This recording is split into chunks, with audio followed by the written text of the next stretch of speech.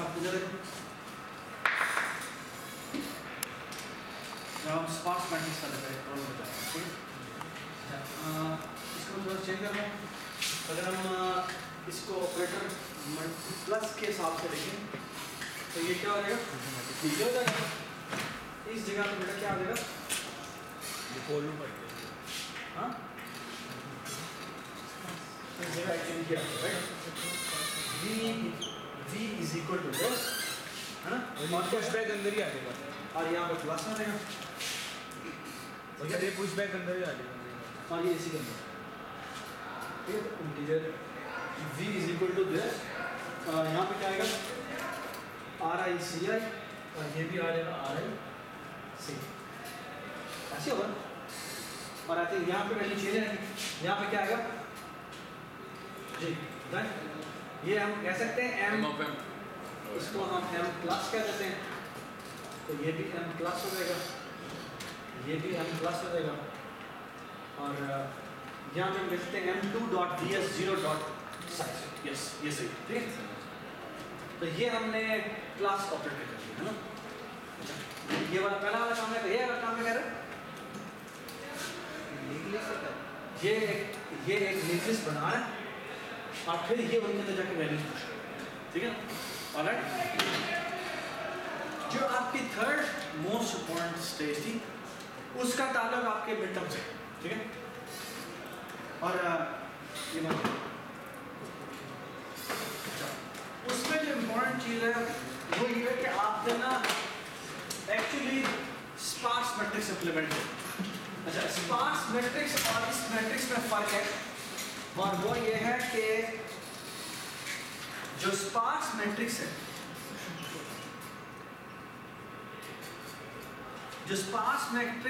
उसमें और मैट्रिक्स में एक छोटा सा फर्क है। और वो फर्क ये है कि जो हमारी मैट्रिक्स थी क्लास, उसमें हमारे पास जो मेमोरी होती थी वो हम पूरी की पूरी रो से ऐसे, और इसी तरह हर रो का हिस्सा।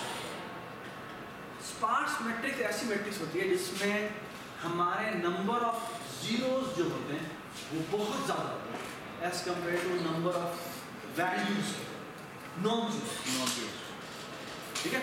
तो फॉर एग्जांपल अगर मैं आपको बताऊं कि अगर मेरे पास 1 MB रोज हो तो 1 MB रोज, और अगर 1 MB ही कॉलम हो तो वो तकरीबन 1 टेराबाइट डेटा है, 1 टेराबाइट डेटा है, ठीक है।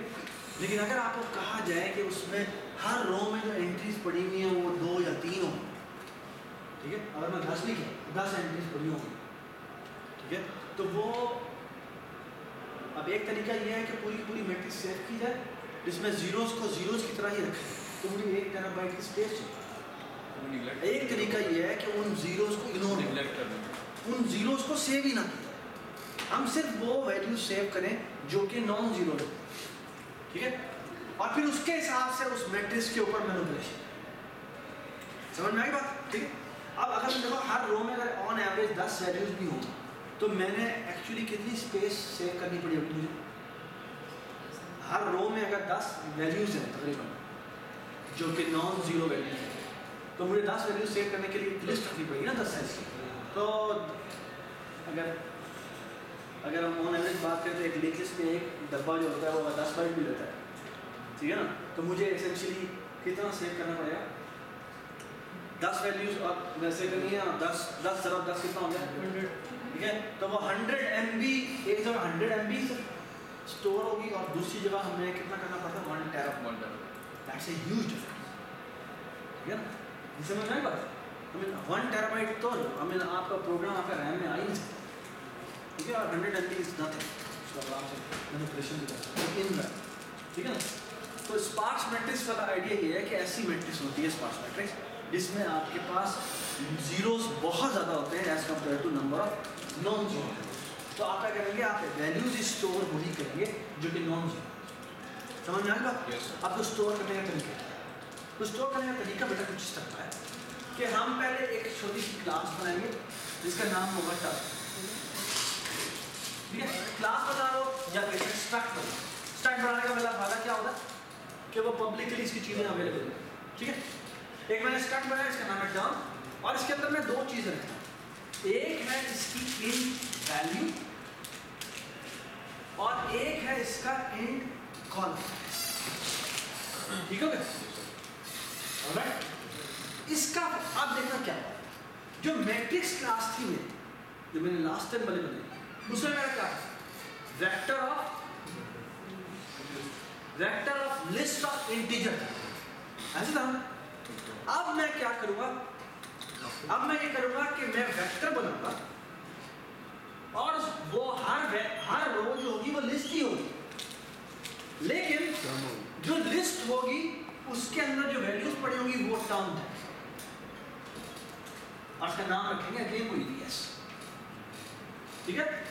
अब आइडिया क्या, आइडिया ये है कि बेटा अगर फॉर एग्जांपल एक मेरी जो मैट्रिक्स थी वो मैं आपको भेजता हूँ, लेट्स से एक एडिशन की मैट्रिक्स है, एक मैट्रिक्स है, मैप है, जो भी कहते हैं, इसे वैल्यूज ये पड़ी है 0 0 0 0 0 1 0 2 3 0 0 0। ठीक, ये वैल्यूज पड़ी है। ठीक है, इस तरह पड़ा हुआ है 1 0 0 0 0 0 0 0 0 0 0 8। ठीक है, इस तरह पड़ा हुआ है 2 0 0 0 0 0 0 0 0 0 0 0। ठीक है, इसी तरह अगला पड़ा हुआ है फॉर एग्जांपल ऑल जीरोस। ठीक है, अब बैकएंड जब हम इसको स्पार्स मैट्रिक्स में सेव करेंगे तो वो कुछ इस तरह दिखेगा कि अब मेरा ये अगेन वेक्टर होगा, अगेन एक वेक्टर होगा। वेक्टर कितने साइज से होगा, जितनी मेरी रो है, तो इसके इसमें कितने होंगे 4। ठीक है, और सेव क्या होगा, सेव ये होगा कि अब अगेन इसमें लिंक लिस्ट ही सेव होगा, लेकिन मैं लिंक लिस्ट में सेव करूंगा टर्म में, और वो टर्म ये होगी कि फॉर एग्जांपल पहली टर्म की तो 0 1 2 3 4 5 है, तो इसमें जो ये डेटा वाला पार्ट होगा वो एक टर्म होगा, ये तो नेक्स्ट होगा, और ये डेटा जो है इसमें ये क्या है 5, इसका वैल्यू इसकी 1 है, और जो कॉलम इंडेक्स है वो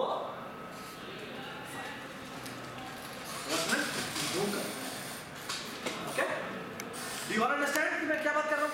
इस तरह आप बता सकते हैं कि नेक्स्ट वैल्यू क्या होगी, इसकी जो नेक्स्ट वैल्यू पड़ेगी वो क्या होगी 2, शाबाश 2 वैल्यू होगी, और इंडेक्स क्या होगी 7, शाबाश। इस तरह अगली वैल्यू क्या होगी 3, शाबाश 3 वैल्यू होगी, और 8 इंडेक्स, और 8 इंडेक्स होगा। अगला क्या होगा, अगला कुछ नहीं होगा ना नहीं होगा, ये तो लेंगे समय, तो 3 साइज की बस बनाए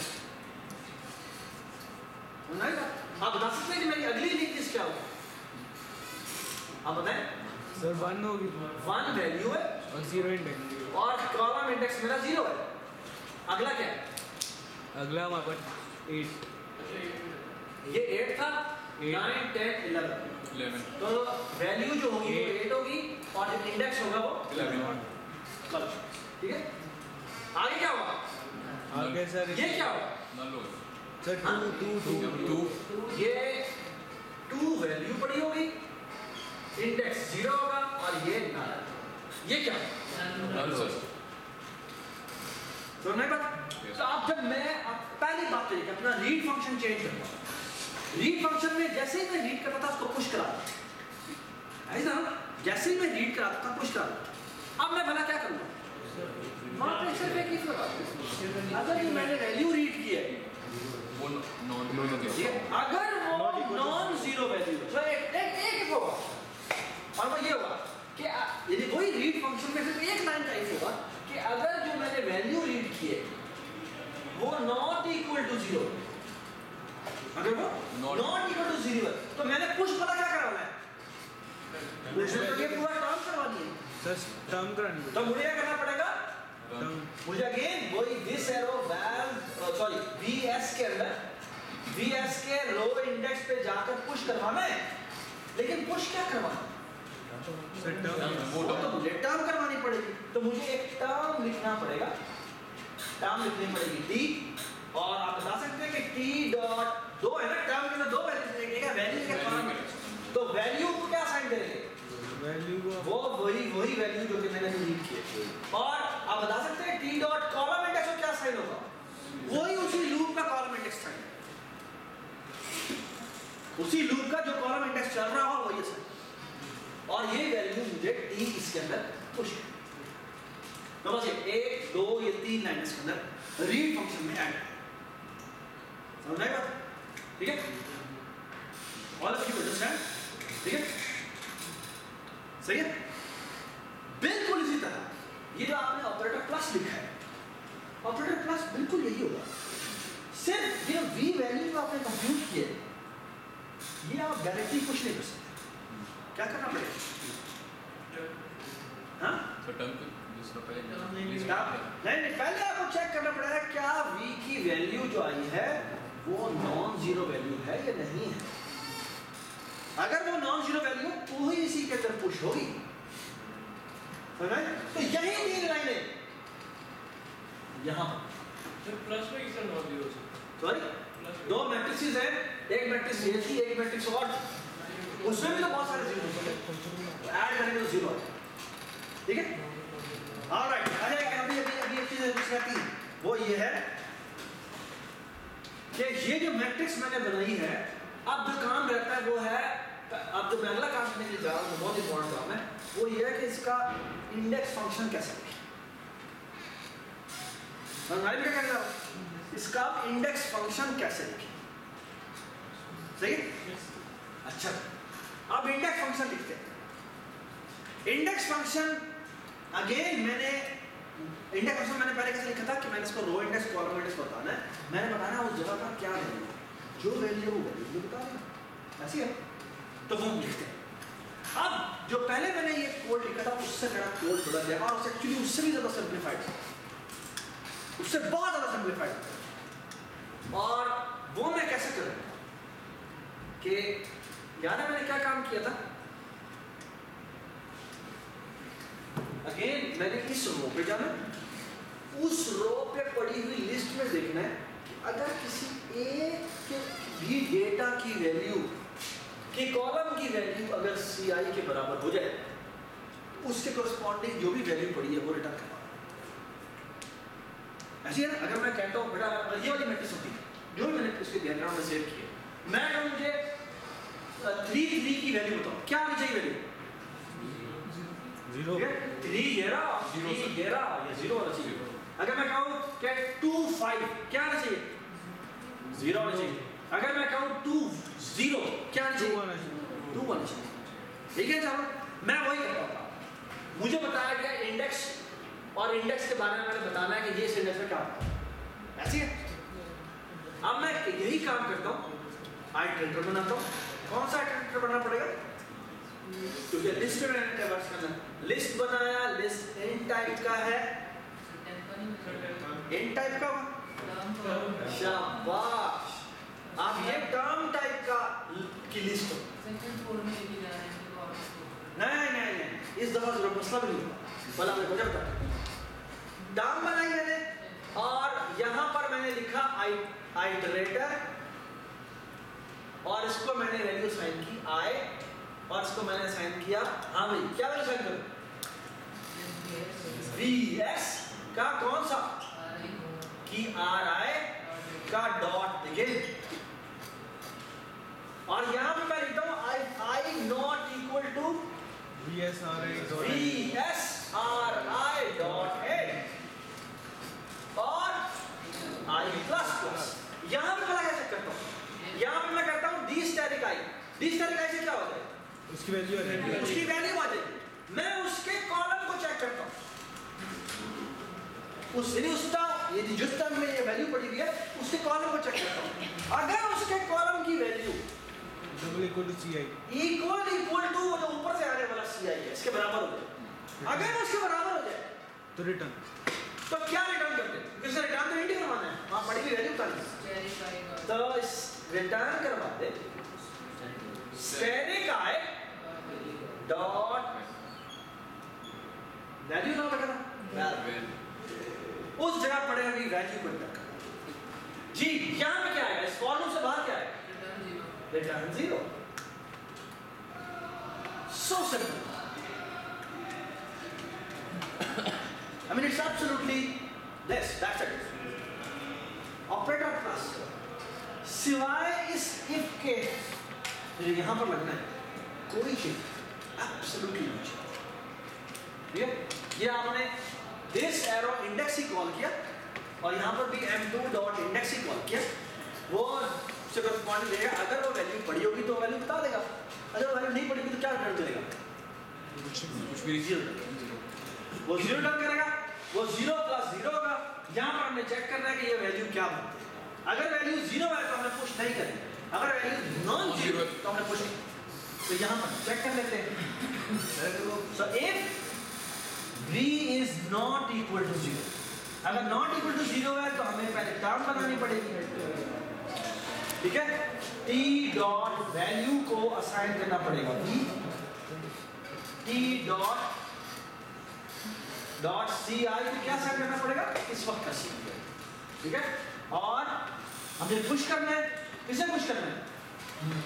प्लस वाले में पुश करना है, इस इंडेक्स पे जाके पुश करना है और पुश बैक क्या करना है?